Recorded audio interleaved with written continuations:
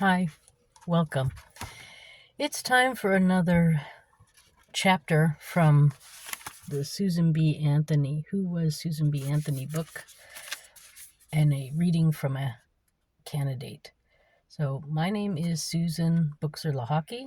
I am running for President of the United States. And in the book, we are on chapter 4. I think this means that that's part 5 on YouTube. And don't forget to like and subscribe to my YouTube channel so that I can maybe go live sometimes with some of the things that I do. Anyway, this new chapter is called I Will Stand By You. On December 25th, 1854, Susan left her home in Rochester to go on a statewide lecture tour. She planned to visit every single one of New York's 54 counties in 4 months. She spoke in favor of the right for married women to own property. She was no longer wearing bloomers.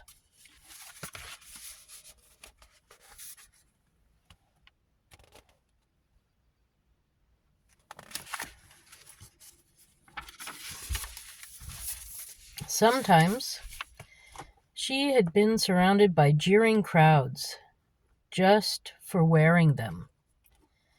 Elizabeth convinced her to stop. Traveling through New York State in the dead of winter was not easy. Along the journey, she met a Quaker man who offered to drive her in his fine sleigh. He heated logs to warm her feet while they traveled and waited for her outside of her meetings.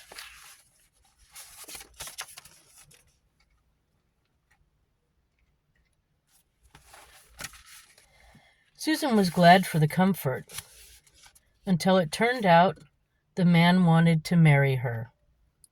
Not only did he want her to give up her life's work, he believed he was rescuing her from the terrible fate of being an old maid.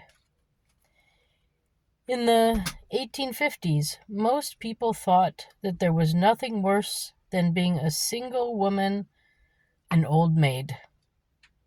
Susan turned down his marriage proposal. Susan's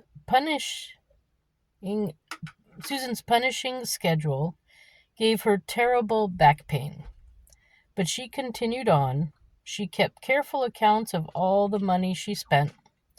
Her only salary came from the 25-cent fee people paid to hear her speak. While traveling around New York, Susan visited her married sisters, Gulma and Hannah.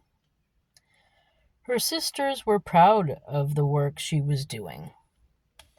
When Susan visited them, she knew that a life as a wife and mother was not for her. She also returned to speak in Canayuria. She saw a lot of old friends, including Uncle Joshua.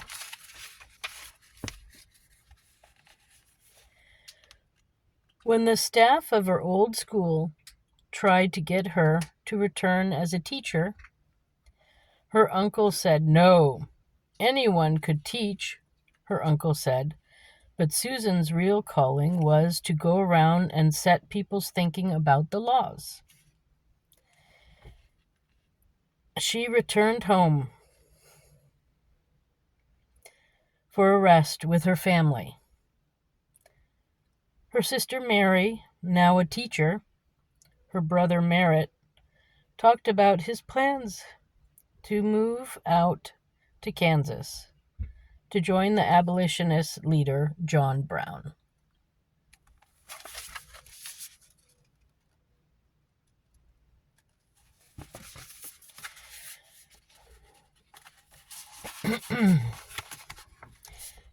Susan began work for the Anti-Slavery Society. She brought her opinions on women's rights and abolition to teachers' conferences as well. In 1857, she shocked the New York State Teachers Convention by demanding that black and white children attend the same school. Those schools, Susan said, should also be co-ed. That meant both boys and girls could attend. In 1860, Susan and Elizabeth scored a major victory. Thanks to their efforts, New York State granted married women the right to own property and carry on business in their own names. By the time Abraham Lincoln was elected president in 1861, so here's some pictures from the other thing, and now Abraham Lincoln.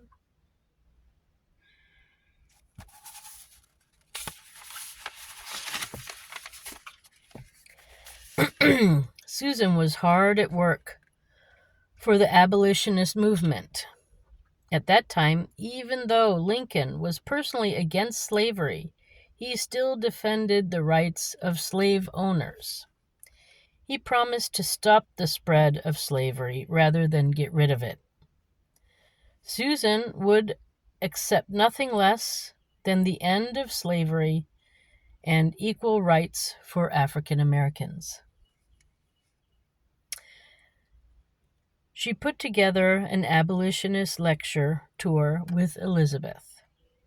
Angry mobs of boys and men met them at every station, booing, hissing, and throwing rotten eggs. Figures made to look like Susan were dragged through the streets and burned in public squares. In Utica, New York, a mob prevented Susan from entering the hall where she was to speak against slavery. The mayor offered to escort her to safety. "I'm not afraid," said Susan. "It is you who are the cowards. I scorn your assistance." The mayor dragged her away from the hall by force. The Civil War began April 12th, 1861. With the country at war, Elizabeth thought they should put the fight for women's rights on hold. Susan disagreed, but went along with Elizabeth. They would both come to regret that decision.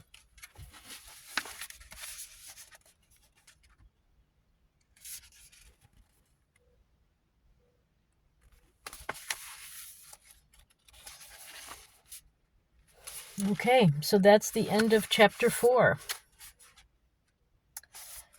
Thank you for stopping by, and I hope you enjoyed this chapter from the Who Was Susan B. Anthony book. It was nice to read that part to you, and I look forward to next Saturday where I'll read chapter 5. Let's see what it's called, to give you a little betrayal. Oh, like there wasn't enough betrayal already. So that's my reading for today. I wish you, wherever you are, a good day. If you want to look up and see what my campaign is about, my website is susan4usa.com. Thank you again for stopping by. Have a good day. Bye for now.